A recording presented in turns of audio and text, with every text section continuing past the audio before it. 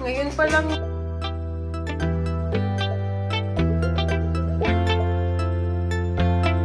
Time check is... For a while.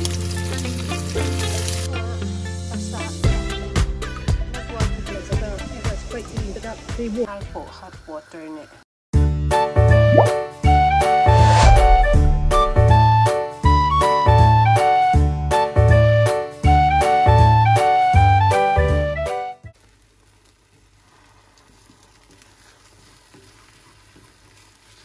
For my breakfast.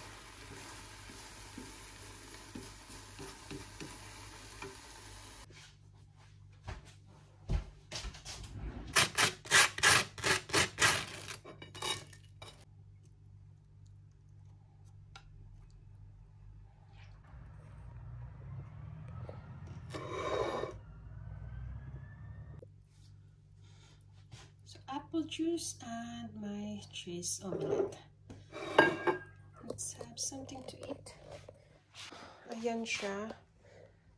I don't know what happened, but her stomach it's not good as it is again. So I hope she's gonna be fine.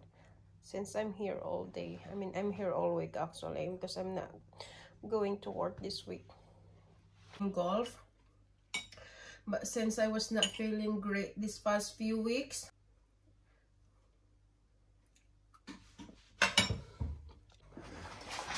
ngayon pa lang niya kinain yung breakfast niya. Alas 10 na. 5 to 10 na ng umaga. Kanina ko pa yan binigay. Sama talagang pakiramdam itong asong to eh. Naku darling, huwag kang magkasakit. Naku. May malaking gastos si mama mo. May malaking gastos tayong next week. Naku, kailangan natin gawin yun. So, anuhan ko lang, lasan ko lang yung aking pinagkainan. Tapos, tayo ay walking ko saglit si Diba kasi alas 10 na, mainit na sa kanya mamaya. Kung mamaya ko pa siya i-walking. Alam niyo naman tong aso ko, mabilis hingalin. So, hugasan muna natin to. Yung pinagkainan ko ng almusal. Highlands. Sa North of Scotland kasi ako sa Highlands nakatira. Mainit naman talaga na. Maaga ako nagising kaya lang nag-slow morning ako kasi kagabi. It was my fault as well because last night I was watching the golf competition.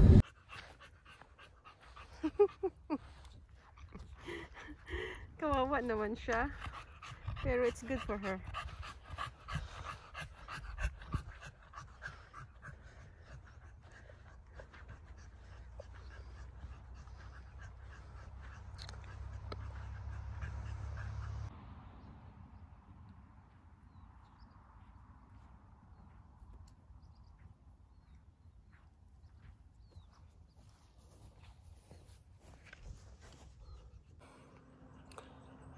Pagod na talaga siya. Come on!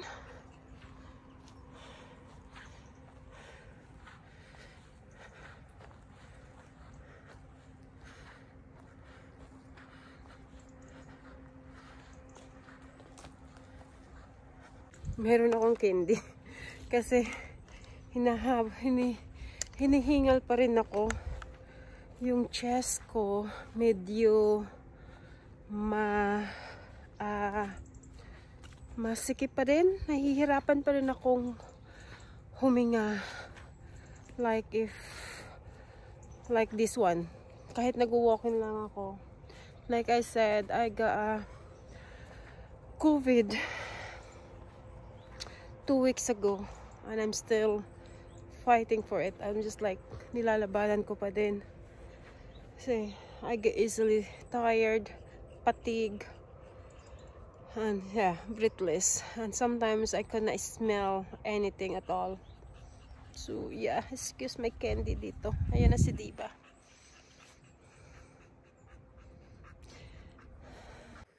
So, like I said before, sa mga previous video ko, na pag maganda ang panahon dito sa Scotland, sa Highlands, this is what you see. It's just amazing, isn't it? This is my view most of the time, especially dito sa golf course. And of course, with my beautiful, beautiful dog, Diva the bulldog. Hello, darling. You tired? Uwi na kami. Ayun siya. Pagod siya. We're going. Come on. Shortcut na lang kami ulit dito sa hole number 9 para hindi na siya masyadong mapagod kasi hingal na talaga ang aking alaga. So, ayan.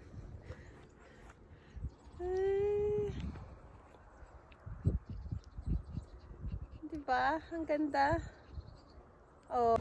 Time check is 11:10 na. So, that was a good walk actually. She enjoyed it. Tawag dito. Talagang nagra-run siya. So, let's go because like I said, ang dami akong gagawin sa bahay. It's my first day off. Kasi naka-holiday ako.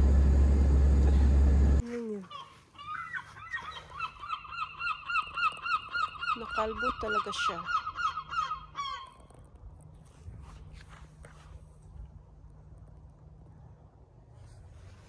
Diba?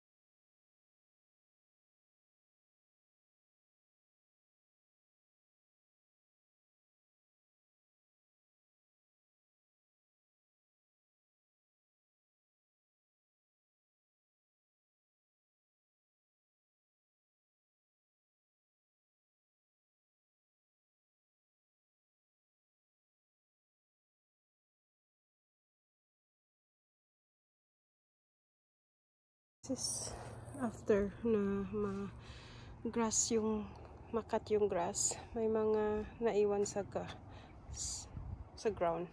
So i-re-rake ko siya ngayon. Yan talaga, last month ko pa yan pinoproblema kasi masyado siyang napahak or namatay talaga. So and then yung sa likod na lang, this one here, small space lang, pipikapin ko pupo ni Diva. There's 2 pupo there. And then, that side as well. So, pakita ko na lang sa inyo yung after ng pagdakat ko na. Tsaka after nito dito. Okay. Ito yung side na hindi ko sa inyo napakita habang nagkakat ako ng grass. So, medyo basa siya. Dahil nag-water na lang din ako sa garden kasi sobrang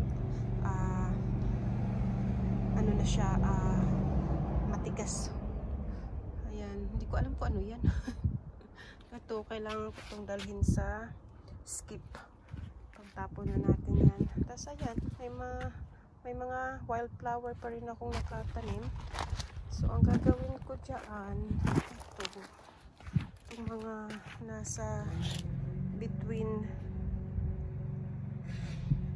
yan between slabs, gagawin ko siya this week, mga bukas or the following day. Okay nga, basa dahil nagwater na rin ako ng garden. winateran ko na lang din kasi yun nga yung problema ko, diba? Yan, yung side na yan. Yan. Sobrang dry at sobrang wala, patay na talaga siya. So, ayan yung aking garden today after nating ma-cut yung grass. Ayan. So, marami pang dapat gawin. Ito, yan. Yan, mga in between the slabs gawin natin. Saka yung sa mga side, yung aging. Pero gutom na ako. Ayan, tumubo na yung aking halaman dyan. Si diba? Ayan. Ayan na naman siya. Luto lang ako ng tanghalian ko. So, meron ako ditong pork steak.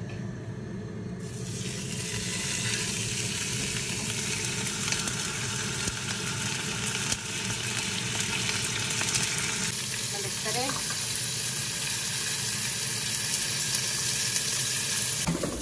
Ininit ko na ang aking air fryer.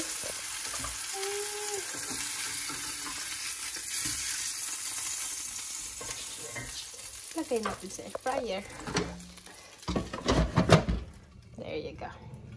Time check is 10 past 2 na ng hapon at ito na yung lunch ko. Pinagsama-sama ko na lang siya.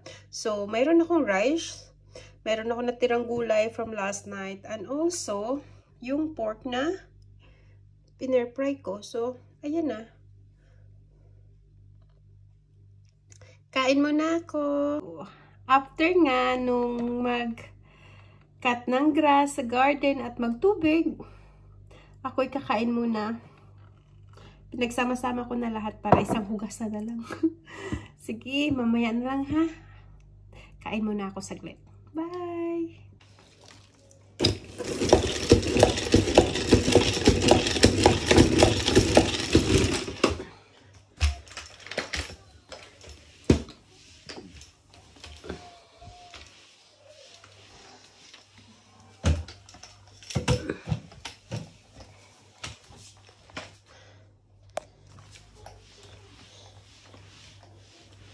Si diba, oh, balik na sa loob.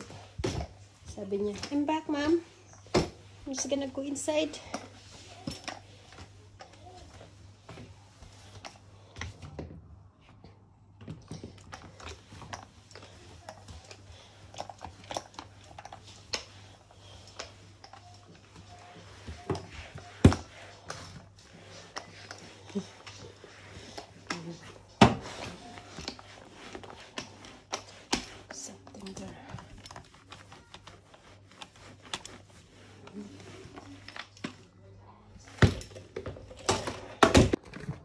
I'm making a cup of tea. Punong-puno ng tubig. Para malit lang yung milk.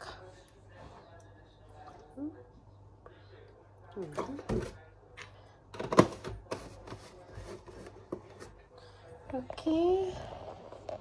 And then we do that.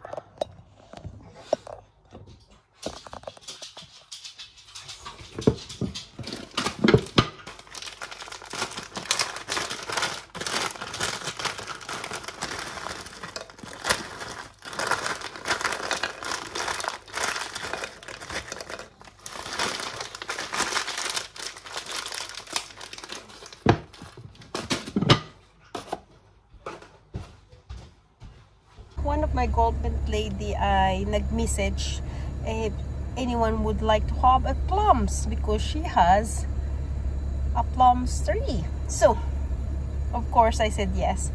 So, let's go and pick up the plums in the golf course. So, Elizabeth is in that side. She just hit 2 balls.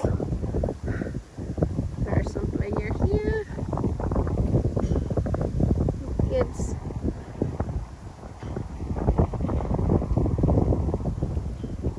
About, yeah, that's quite green, but they won't take long to ripen. So, the apples are... Alpo, hot water na. So, dyan lang muna. Saka ko na dadagdagan kung kulang pa yung tubig. Dahil wala naman masyadong wala akong makitang eggplant. So, courgette ang gagamitin ko. Itong pak choy at saka green beans lang. Kasi, yan lang. Okay na yan. Of course, hindi mawawala ang fries. I just put the sinigang mix. Okay.